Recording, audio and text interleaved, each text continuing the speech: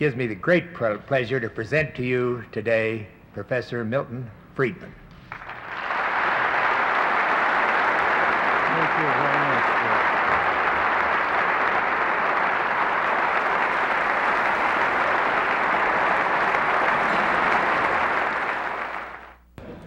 Bill. I want to talk today about the contrast between myths that are widely believed by the public at large and what I regard as a reality which typically contradicts those myths. As you are all aware, there has been a drastic shift in public attitudes and public opinions in the past 50 years or so with respect to the role of the individual on the one hand and the role of government and collective institutions on the other. There has been a shift in the philosophy and attitudes of the public from a belief in individual responsibility, from a belief in a society in which the role of government was as an umpire, to a belief in a society in which the emphasis is on social responsibility and the role of government as big brother and protector of the individual.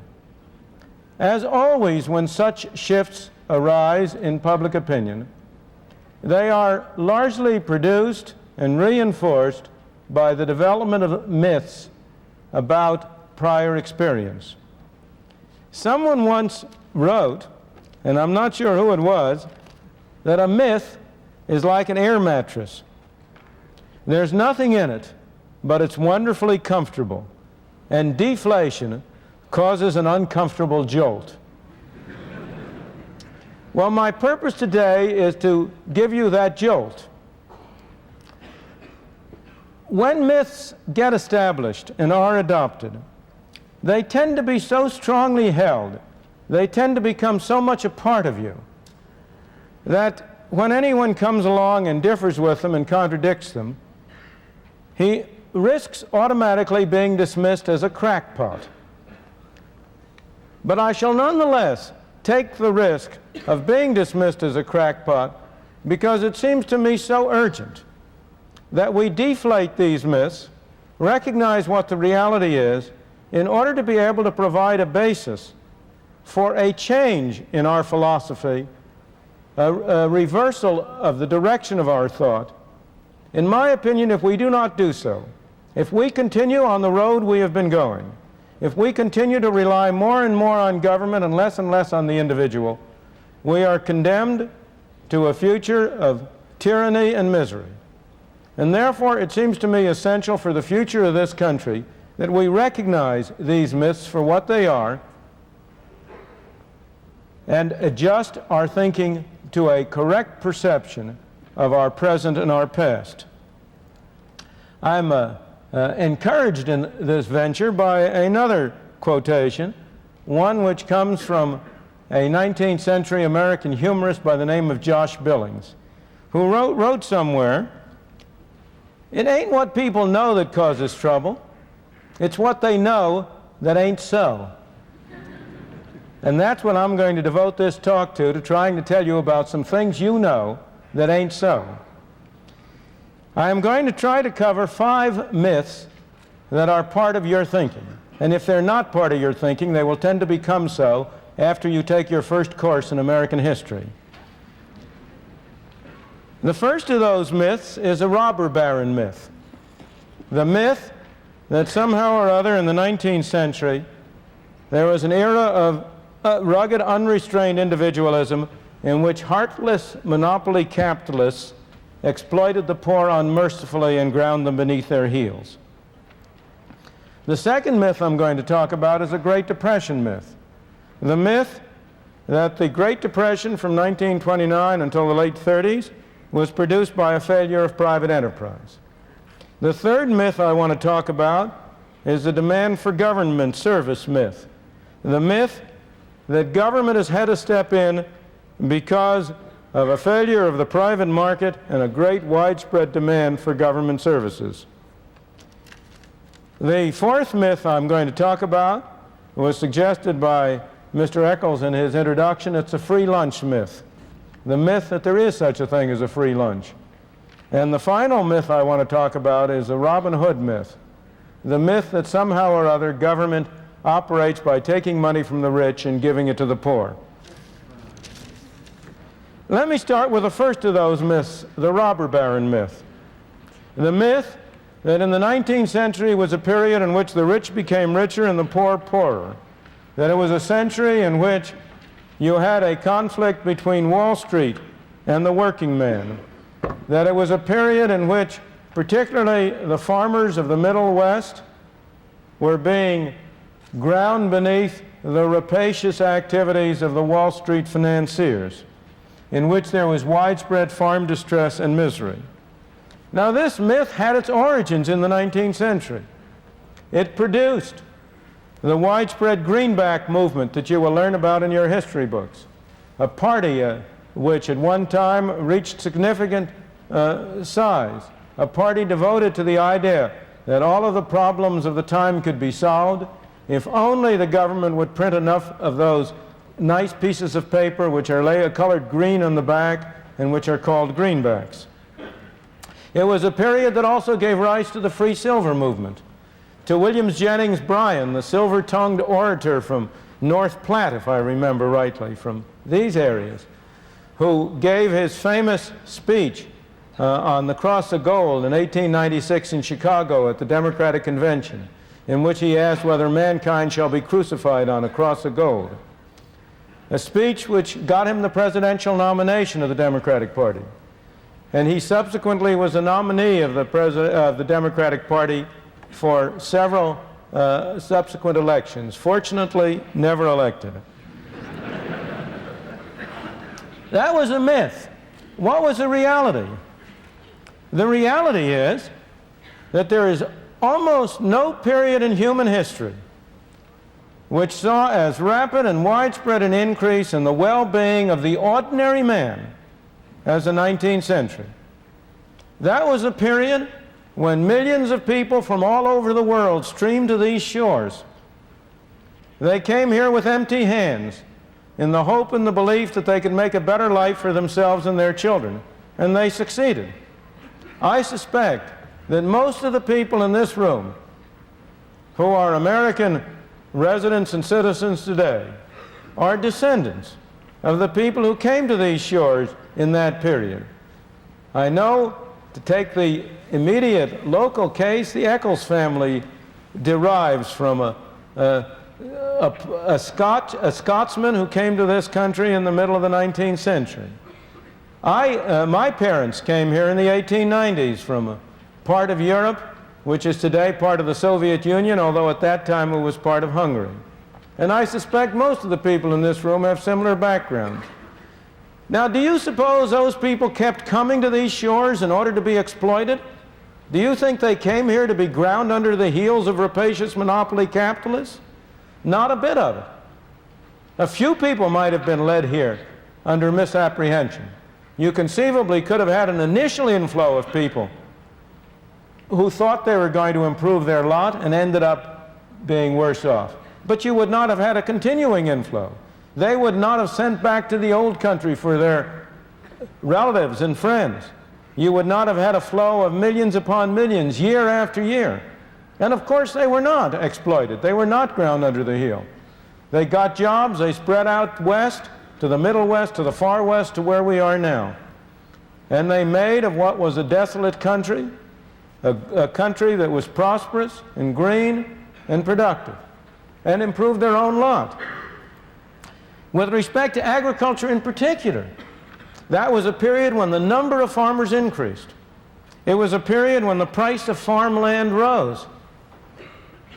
Now, of course, then as now, every farmer would have liked it better if he had done still better. What happened then, of course, was that the spread of farms, increasing productivity, the development of machinery, the bringing under the plow of productive land led to a great increase in production, which led to a decline in the prices of farm products. So it's true, the prices of farm products went down. But that was a sign of success. It was not a sign of failure. And the evidence that it was a sign of success was a rise in the price of farmland. After all, if this decline in the price of products had been a sign of failure, if it had been an indication that the farmer was being ground under the heel of Wall Street, why would people have been willing to pay higher and higher prices for the land from which those crops were produced? So the actual story is one of a great growth of productivity in agriculture, a great development of agriculture in this country. If we turn to the charge that was a period of heartlessness, a period in which the rich were willing to say, let the public be damned, as one man was quoted incorrectly as saying, if we turn to that charge, let me call to your attention that the 19th century, the period when we came the closest we've ever come to pure unrestrained individualism, a period when government spending, the spending of the federal government in Washington, amounted to less than 3% of the national income, when essentially you had no restrictions on immigration and few restrictions on economic activity. Let me point out that that was also the period of the greatest flowering of charitable activity in the United States.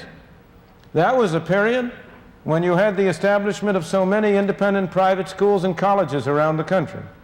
It was a period when the private, non-profit, eleemosynary hospitals grew and sprouted in every city in the land. It was a period of the Carnegie Libraries. It was a period of the founding of the Society for the Prevention of Cruelty to Animals. You name it, and you will find that the charitable, eleemosynary activities date back to the period of the 19th century. So the robber baron myth is a myth, one that should be deflated. It gets its appeal from a common fallacy, from the fallacy that one man's gain must be another man's loss. Of course it is true that many men became wealthy during that period. There were robber barons. There always are robber barons. People are people. Some are good, some are bad, some are in between. And of course, some people did try to mistreat other people. That is part of the course of history, unfortunately. But the main part of the story is that the process whereby some people became wealthy was also the process which opened up the country and provided opportunities for millions of other people to have a modest competence, to be able to improve their own lot. It was the robber barons who were instrumental in building the railroads that joined the country together, who were instrumental in developing the industries of this country, and in thereby providing the opportunities for the ordinary man to improve his lot on life. Everybody can benefit. You can have some people become wealthy, not at the expense of other people, but by enabling other people to become wealthy. We had robber barons then and we have robber barons today. But there's a big difference between the robber barons then and the robber barons today. The robber barons then primarily could get their money only if people freely gave it to them. They got their money by selling a service, and nobody had to buy it. And if people bought it, it was because it was a better service than it was before. The robber barons today are in large part able to get their money by sending a policeman to take the money out of your pocket. Now that's a figurative expression, not a literal expression, but how do you become wealthy today? By getting government assistance. To mention only one very famous example, by getting government to assign you some TV licenses.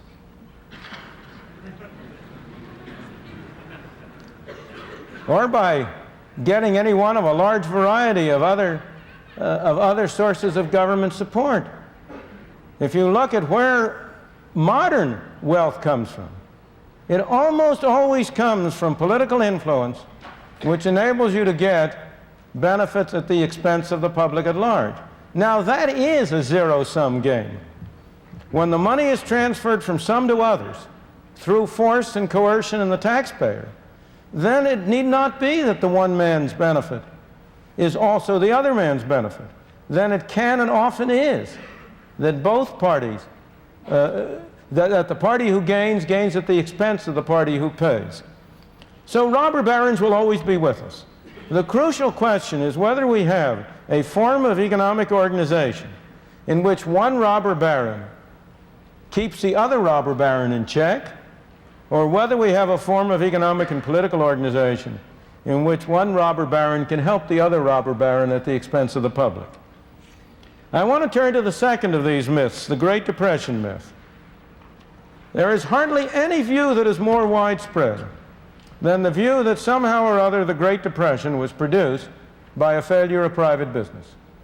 That view is held not only by those who are in favor of greater role of government, it is held by almost everybody. I venture to suggest that if you go to any bankers, the people who are here today at this banking conference, and if you talk to them, I venture to say 9 out of 10 of them, if they hadn't heard what I'm going to say, that 9 out of 10 of them would say, well, of course, the Great Depression was a failure of private business.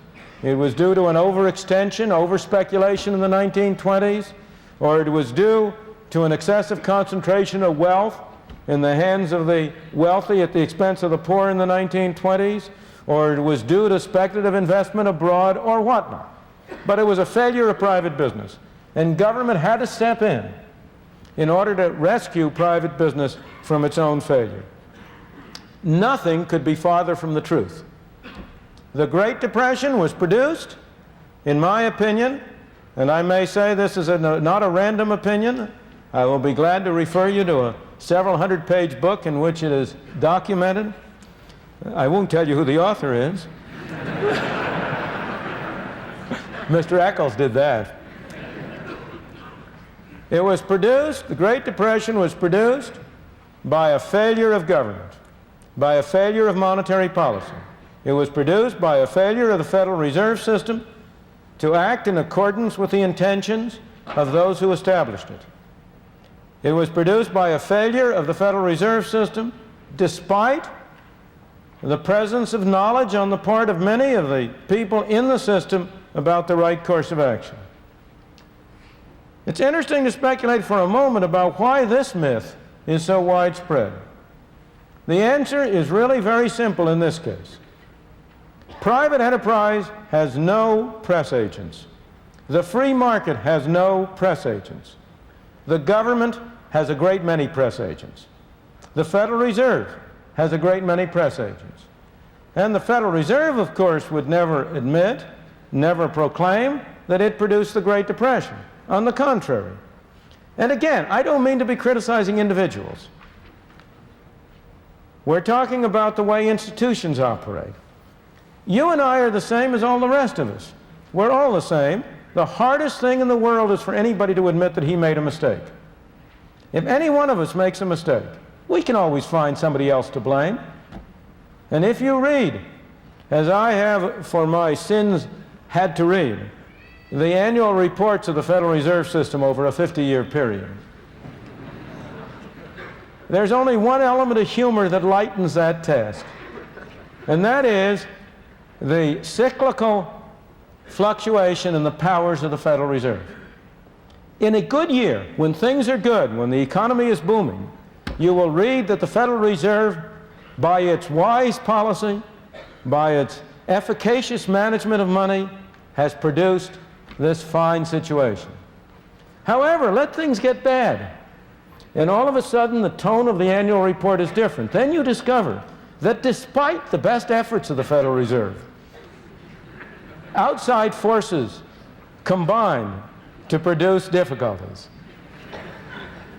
Even at the depth of the Depression in 1933, when, in the spring of that year, the Federal Reserve System, which had been established in order to prevent banking panics and keep banks from closing, when the Federal Reserve System itself closed its doors, and you had a banking holiday for 7 days, and when, over the previous 3 years, a third of the banks of this country closed their doors and went broke, because, in my opinion, of the poor policy followed by the Federal Reserve System. Even in 1933, if you read the annual report, you will discover how much worse things would have been if the Federal Reserve hadn't behaved so well. Now, as I say, I don't blame the members of the Federal Reserve for that. Any one of us would do the same thing. We have to find somebody to blame. But as an objective scholar, I can tell you what the facts are. The facts were that from 1929 to 1933, the total quantity of money in the United States, the amount of currency, the amount of bank deposits, what Mr. Eccles referred to as M2, that total amount of money declined by 1/3. The total number of banks went down by 1/3. And why did the quantity of money decline? It declined because the Federal Reserve System failed to prevent the decline. The Federal Reserve System could have prevented the decline at all times. There never was a moment during that period when the Federal Reserve did not have the power to prevent the decline in the quantity of money. If it had prevented the decline in the quantity of money, you might still have had a recession, but it would have been a garden variety recession. It would have been over in the middle of 1930 or early in 31 at the latest. It would not have been the major catastrophe, not only for this country but throughout the rest of the world. Moreover, this is not only hindsight. At all times, the people at the Federal Reserve Bank of New York and at a number of other banks were pleading with the Federal Reserve Board in Washington to do the right thing. At all times, there were people in Congress who were arguing that the Federal Reserve System should take a different course. At all times, there were outside commentators.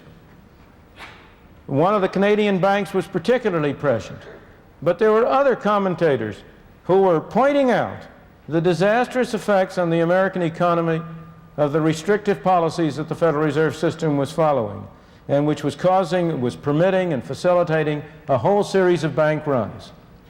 So the Great Depression was not produced by a failure of business. On the contrary, it was produced by a failure of government, and a failure of government in an area in which responsibility had been assigned to government since the founding of this country. The Constitution of the United States. It gives Congress the power to coin money and set the value thereof. And it was in the management of this fundamental function of government that government failed and produced the Great Depression. We have learned from that failure. The Federal Reserve will not fail in the same way again. This time it will fail in a different way. This time it has been failing, not by producing a Great Depression, but by producing an inflation. Because just as you will hear the story that it was business that was responsible for the Depression, so you will today hear the story that it is labor and management that are responsible for inflation. It is the same kind of a myth. Inflation is made in one place and one place only, Washington, D.C. And in Washington, D.C., the chief source, immediate source of inflation is a Greek temple on Constitution Avenue, which houses the Federal Reserve Board. An accomplice, and a major accomplice, of course, sits in the halls of Congress in Washington. They are a major accomplice because you tell them to be. The American people have been telling Congress for many years, spend more money on us, please. But they've been telling us, don't raise our taxes. Congress has been listening. It's been spending more money on you. But on the other hand, it's been very unwilling to raise taxes. As a result, it has imposed inflation as a tax. That's one tax that you don't have to vote for, but you have to pay.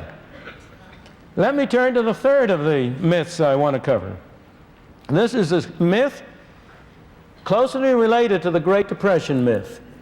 It is a myth that somehow or other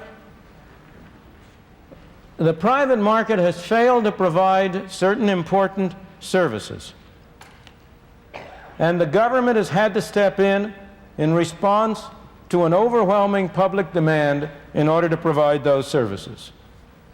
The reality is very different.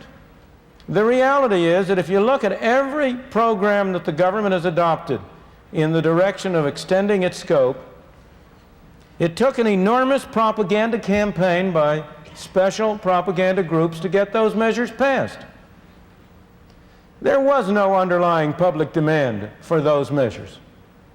On the contrary, the demand had to be created. It had to be developed. It had to be produced. And it was created, it was developed, it was produced by people who sincerely, I'm not questioning their sincerity, who sincerely wanted to see an expansion in the scope of government. Let me take some of the most prominent examples. Let me take the example which today is the greatest sacred cow of them all, Social Security. Was there an overwhelming demand for Social Security in the 1930s when the law was adopted? Far from it. There was no public demand for it. It had to be sold. How was it sold? By the slickest devices of Madison Avenue, by imaginative packaging and deceptive labeling. Social Security was sold as an insurance scheme. It is not an insurance scheme. There is very little relationship to the amount of money any one individual pays and the amount of money he is entitled to receive. Social Security is a combination of a bad tax system with a bad way of distributing welfare.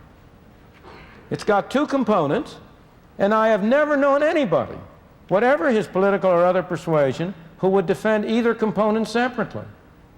If you look at the tax system, who can defend a wage tax? A tax on wages up to a maximum. A tax on work, a tax which discourages employers from hiring people and discourages people from going to work. And a tax which is borne by the lowest wage groups. It's a regressive tax. You could never, in a millions of Sundays, you could never have gotten such a tax passed as a tax. Look at the benefit arrangements. Here you have an arrangement under which the amount of money a person receives does not depend on his poverty or his indigence. It depends on the accident of what industry he worked in. If he happened to work in a covered industry, he gets a benefit. If he happens to work in a non-covered industry, he doesn't. If he has only worked a certain number of quarters and not more, no matter how indigent he is, he doesn't get anything.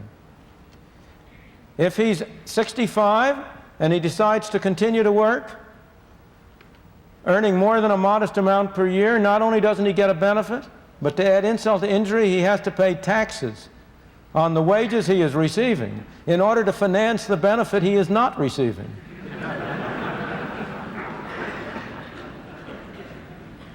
If a man who is 65 years old has $1 million in income from property, he is entitled and doesn't work, he gets his full Social Security benefit, tax-free. If the same man goes to work and earns $20,000 a year, he is in the position I just described. He doesn't get any benefit. Is there anybody who would justify that system of distributing benefits? And I could go on to all the difficulties with it. I've only touched the surface. Note the misleading language. The Social Security system consistently refers to the taxes you pay as a contribution. Now tell me, do you regard taxes as contributions? The word contribution denotes voluntary arrangements. If you buy an insurance program, you are contributing freely. If you contribute to the United Way freely, you're contributing freely. But if you pay taxes on your wages as a conditions of being employed, that's a tax, it's not a contribution. Again, it always refers to the payments people get as benefits. They are not benefits, they're subsidies. What you have is a system of subsidizing people on the one hand and of taxing it. What about the claim that it's insurance, that there's a relationship between the two? Well, there is a minor relationship. It is true that on the whole, those people who pay more will receive more, other things the same. But every student of the subject has pointed out that the relationship is very small, that most payments are independent of most receipts. Moreover, what you really have is not a system under which people are providing for their own security, as a Social Security system will say it, as they describe it, In their pamphlets, they describe it as a way in which 90% of American workers are providing for their own future. That's nonsense. What people today are doing is paying taxes today to pay the subsidies to the people who are receiving benefits today. What you have is a system of taxing the young at any point in time to subsidize the old. Now, there may be nothing wrong with that. For the moment, I'm not discussing that issue. I'm discussing whether Social Security was a response to a broad-scale public demand or whether it had to be sold to the people by the worst devices of Madison Avenue. And the answer is it clearly was the latter. What you have is a system under which people today are being taxed to pay benefits today to the people who are receiving them. So far, those people who have been receiving payments have received much more than the actuarial value of what they paid. That's because you've had a growing working force, you've had higher wages being paid, wage rates have gone up the wage tax has gone up very sharply. But the number of recipients is growing relative to the number of people paying. And that's why Social Security is currently in so much financial trouble. That's why the so-called reserve, which is not a reserve at all, the so-called reserve has been getting smaller and smaller. And that's why you have all the agitation for Congress to do something to make Social Security again financially responsible. Again, for the moment, I'm not discussing whether Social Security or the separate parts are good or bad, but only whether it can be regarded as a program adopted in response to a great public demand. Let me take another more recent movement. Consider the imposition on you and me and on our automobiles of all sorts of safety equipment, so-called safety equipment. Nothing to prevent us individually from buying it, but now we are required to buy it by government. Why? Was there a great public demand? Not at all. There was a man named Ralph Nader. Now, maybe he arose in response to a public demand, but if so, it was a public demand for entertainment, not for safety. But Ralph Nader launched a major propaganda campaign. And as a result of this propaganda campaign, as a result of a great selling effort, also characterized by misrepresentation. Also, as you know, his original weapon was a book, Unsafe at Any Price, which damned the Corvair as being an unsafe and a knowingly unsafe car. Later studies have demonstrated that his claim was not justified. But that did not prevent it from having its effect. It did not prevent it from adopting it. But the extent to which this did not result from a great public clamor can be shown by what has happened whenever the agency that was established to administer auto safety regulations has overstepped its bounds. You will recall that a few years ago, it tried to impose the requirement of an interlock, that no car could be started unless the seat belts were fastened. And that produced such a great public outcry that Congress stepped in and it had to be rescinded. You are now having a similar kind of a controversy about the airbag. Or again, let me take a very different example, one which has not yet emerged, fortunately, the drive for national health insurance. Is there a widespread drive for national health insurance? Not so you can notice it. Indeed, the proponents of it have been trying to get it passed year after year, and so far they haven't gotten it passed. As I say, fortunately, because if so-called national health insurance were passed, it would bear as little relationship to insurance as Social Security does. It's not a program for national health insurance at all. It's a program for socialized medicine. It's a program for making physicians government employees. It's a program for creating long waiting lines and inferior medical service. But that isn't the way it's labeled. But the pressure for it is having to be created and built up by propaganda. Or again, let me take another modern version. Has the FDA's ban on saccharin been in response to a great public outcry for it? Let me turn to the fourth of my myths, the free lunch myth. The belief that somehow or other government can spend money at nobody's expense. I don't know how many of you have ever heard of a wonderful description of government that was made by a French economist by the name of Frédéric Bastiat about 150 years ago. He said, "Government is that fiction whereby everybody believes that he can live at the expense of everybody else." And that is the free lunch myth. The myth that somehow or other government can provide goods and services, can spend money at nobody's expense. Now, the particular form which that myth takes is very specific. It has two parts. One part is the belief that somehow or other you can tax business without consumers or workers or individuals paying for it. Somehow business is a big source, a big cornucopia out there that can be taxed at no cost. And the other form the myth takes is that you can create money at no cost. That if you turn the printing press, if you produce those greenbacks, that will enable people to become richer with nobody becoming poorer. Well, let me look at first problem. Can you tax business? What's business? There's no business to be taxed. There are people. Only people can pay taxes. Can I tax this floor? Can I tax the building? The building can't pay taxes. Only people can pay taxes. So when you talk about a tax on business, it has to be paid by somebody. Either it's paid by the stockholder, or it's paid by the customer, or it's paid by the worker.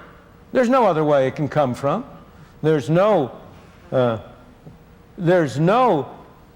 Santa Claus, no tooth fairy that's going to provide a source by which the government can spend money that doesn't come from somebody. Somebody has to pay. And yet, over and over again, you hear the claim, oh, we must not increase taxes on individuals, we'll increase taxes on business, in connection with the current discussion of Social Security. This fiction arises. There is a fiction that the Social Security tax is half on the individual and half on the employer. It's that the individual only pays 5.75%, the employer pays an equal amount. That's nonsense. That's bookkeeping. That's not economics. That's not reality. The part that the employer pays is part of his wage cost. If an employer considers whether it's worth his while to hire an additional worker, he has to consider as part of his cost not only what he pays to the worker, but also the extra taxes he will have to pay to the government. It makes no difference to the employer at all if he pays the worker a bigger check and the worker pays a larger part of that directly to the government, or he pays the worker a smaller check, but in addition has to send a check to Washington. What matters to him is the total number of dollars it costs him to hire an additional person.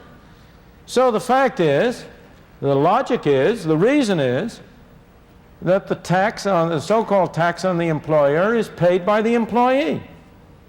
Now, this has always been clear from economic reasoning, general economic reasoning, but it has also been subjected to empirical test. And a book even from that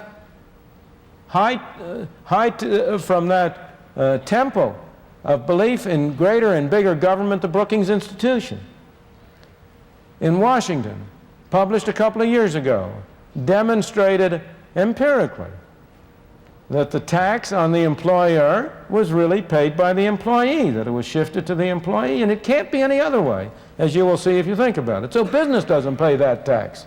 And yet, despite this, you have the great move in Congress right now in remedying the problem of Social Security to impose a larger fraction of the tax on business on the alleged grounds that somehow or other that spares the worker. It doesn't have any such effect. It reduces the incentive to hire people and thus is imposed on the worker. But again, if you look at the taxing corporate profits, the distinction you have to draw is between who writes the check and who fundamentally bears the cost. It may well be that an official of a corporation writes the check for the tax on profits, so-called profits. He writes the check, but who pays it? He doesn't pay it. Here is a poor fellow who may be earning a modest competence. He may be writing a check for $10 million. That isn't coming out of his hide. Where's that $10 million coming from? It has to come from the proceeds of the goods and services which the enterprise sells. And that $10 million is $10 million less available either for cutting prices or for paying out dividends or for paying wages and salaries. The tax is borne by people. And for this reason, I must say, I have always myself been strongly in favor of eliminating altogether the tax on corporations. So it's open and above board that you are taxing people and that you do not conceal that fact by appearing to tax corporations. Well, again, with respect to money, can you print money at no cost? It's very cheap to turn out those pieces of paper. But does that get society something for nothing? Not at all. It's simply a different form of taxation. If you print money, people have more money to spend. If they spend more money on the same amount of goods, prices go up. And in effect, everybody is paying a tax through inflation. Once again, it's only a form of taxation. Let me turn to my final myth, because it is in some ways the most pervasive, the most dangerous, and the most deep-seated. That is a Robin Hood myth. The myth that government has benefited the poor at the expense of the rich. That's the myth. Those are the terms on which many a governmental program is sold. What is the reality? The reality has been described in an article in the Journal of Law and Economics by my colleague George Stigler under the title of Director's Law. And Director is the name of Aaron Director, who was a professor at the University of Chicago Law School. And I might also say my brother-in-law. Director's law is that almost invariably government programs benefit the middle income class at the expense of the very poor and the very rich. Now, that may seem to you strange, but let me first explain why it makes logical sense, and second, give you some empirical evidence, starting right here at home with higher education and the state financing of higher education. On the logical level, you have a political system under which laws are passed by 51% of the people voting one way against 49% of the people. Now, the way to get a law passed, therefore, is to form a coalition covering 51% of the people. You might think that you would take the bottom 51% versus the top 49%. But the more you think about it, the more you realize that that's not a very effective way to form a coalition. Why? Because those people who are at the bottom tend to be much less skillful in political activity for the very reasons that leave them at the bottom in the economic scale. They are at the bottom in the economic scale because they have low skills or low abilities or low entrepreneurial capacities, or have been unfortunate to have been born handicapped or in groups that are discriminated against. But those same features make them relatively less effective in political activity. Who are the most effective people in political activity? Those of us in the middle classes. Where are the people who are literate? Where are the people who write for the newspapers? Where are the people who mount the hustings? Where are the people who provide the candidates? Well, you might say, why doesn't the coalition come from the top all the way down 51%? Well, the answer is that, those people at the top, that's a place we can get a lot of money from. And it's worth sacrificing a few votes to get a large fraction of a tax base. And therefore, the logically most reasonable coalition is sort of 51% of the people running from the lower middle class through the upper middle class and leaving out the very rich at the top and the very poor at the bottom. Now, it doesn't always work that way. Sometimes the very rich are able to use their money to get an effective coalition, but most of the time that's the way it works. Now, let me illustrate it in reality, in the real world. One of my favorite examples is state finance of higher education. This is always sold on the ground of providing opportunities to everybody in the society to get an education. But what are the facts? I doubt that there is any program financed by government in the United States which is as regressive in its impact and its financial impact as the financing of higher schooling. Who are the people who go to school? Who are the people who are attending this university? Mostly people who come from middle, upper middle, or lower middle income class families. If there are a few among you who come from lower income families, you are going to be among the middle and upper income classes. You are the richer among the poor. They are the people who go to school. They are the people who get the benefit from it. Your training here will enable you to get higher incomes than you otherwise could. Who pays for it? Well, you pay for it, and your family and friends pay for it, not through tuition. I am told your tuition covers about 15% of the cost of your schooling. The taxpayers pay for it, including the people who don't go to school. Some years ago, there was a study made for the state of California which showed that 50% of the students at state-supported institutions of higher education came from the top 25% of the income class, and 5% came from the bottom 25% of the income class. This is a program. When I talk in California and want to be demagogic, I say it's a program to impose taxes on the people in Watts to send the children from Beverly Hills to college. Now, you here in Utah know better what the local equivalents of that are. Now, I'm not blaming you as individuals again. I couldn't do that because I myself am a beneficiary of state support of higher education. I went through a school that has since become a state university, Rutgers University in the state of New Jersey, on a state scholarship. Now, I think I benefited from going to the university, although I know, and I think even maybe the country at large did, although I know there are many people who disagree with that. But there's no reason why I shouldn't have paid for it. What did the poor citizens in New Jersey get? The day I graduated from college, I left New Jersey, and I've hardly ever been back since. There's a strong case to be made that everybody who wants to go to university should have an opportunity to do so, provided he's willing to pay for it. Not necessarily right now. It's highly desirable to have arrangements under which he can borrow now to pay it back later out of a higher income that his education will make possible. But there is no justification for imposing taxes on lower income people to finance the schooling of people who are or will be in the higher income groups. And yet, how much political movement is there to impose full cost tuition on colleges? There is nobody who would have a ghost of a chance of being elected to a legislature or to the state house on that program. It's the hardest thing in the world legislatively to get higher tuitions imposed. Why? Because the middle class looks after itself. Because of director's law. Now, what's true for higher education is true in every other area. Consider Social Security.